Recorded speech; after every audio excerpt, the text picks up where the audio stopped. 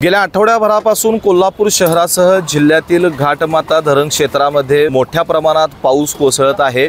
आज सकाळपासून कोल्हापूर शहरात जरी पावसाने उघडीप दिली असली मात्र पाणलोट आणि धरण क्षेत्रामध्ये मुसळधार पाऊस सुरूच आहे। त्यामुळे नद्यांच्या पाणी पातळीत झपाट्याने वाढ होत्याचं चित्र आपल्याला पाहायला मिळतंय। मी सध्या पंचगंगा नदीच्या शेजारी उभा आहे। आपण या ठिकाणी बघू शकताय की यंदाच्या पावसाळ्यामध्ये पंचगंगा नदी जी आहे ती चौथ्यांदा पात्राबाहेर पडलेली आहे। राधानगरी धरणातून सध्या 6 क्रमांकाच्या स्वयंचलित दरवाजातून विसर्ग सुरू आहे। गेल्या 2 दिवसांमध्ये 4 दरवाजे स्वयंचलित उघडे झाले होते, त्यामुळे नदीमध्ये मोठ्या प्रमाणात पाण्याचा विसर्ग सुरू होता। मात्र आता फक्त एकाच दरवाजातून विसर्ग सुरू असल्याने गेल्या 15 तासांमध्ये राधानगरी धरणाचं जे पाणी आहे ते आता कोल्हापूरपर्यंत पोहोचलेलं आहे। त्यामुळे पंचगंगा नदीच्या पाणी पातळीत मोठी वाढ झालेली आहे।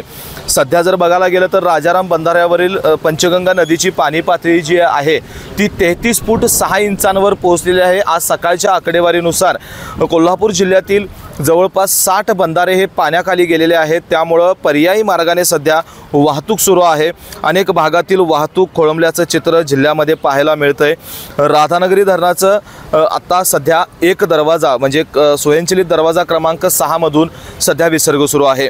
काळमावाडी दूधगंगा धरण क्षेत्रामध्ये देखील मोठ्या प्रमाणात पाऊस सुरू असल्यामुळे धरणामध्ये पाण्याची आवक मोठ्या प्रमाणात वाढलेली आहे। त्यामुळे आज दुपारी 2 वाजता धरणातून 2000 क्युसेक्सनं सांडव्यावरून विसर्ग सुरू करण्यात येणार आहे। त्यामुळे दूधगंगा नदीच्या काठावरील ग्रामस्थांना सतर्कतेचं आवाहन जिल्हा प्रशासनाच्या वतीनं करण्यात आलेलं आहे।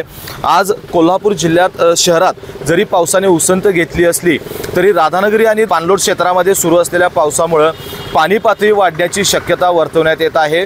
त्यामुळे पंचगंगा नदीच्या शेजारी असणाऱ्या गावांना ग्रामस्थांना प्रशासनाने सतर्क राहण्याच्या सूचना दिलेल्या आहेत। पंचगंगेची इशारा पातळी जी आहे ती 39 फूट आहे आणि धोका पातळी 43 फूट आहे।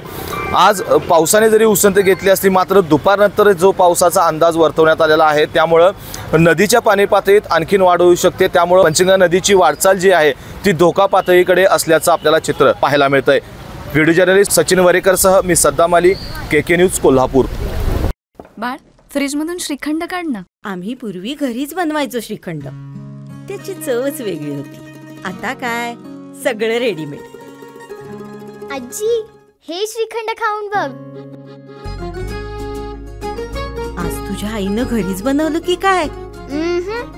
हे आहे गोकुळचं श्रीखंड, अगदी जिभेवर रेंगाळणार। जिभेवरच नाही तर मनावरही रेंगाळणार। गोकुळ श्रीखंड, मनावर रेंगाळणार।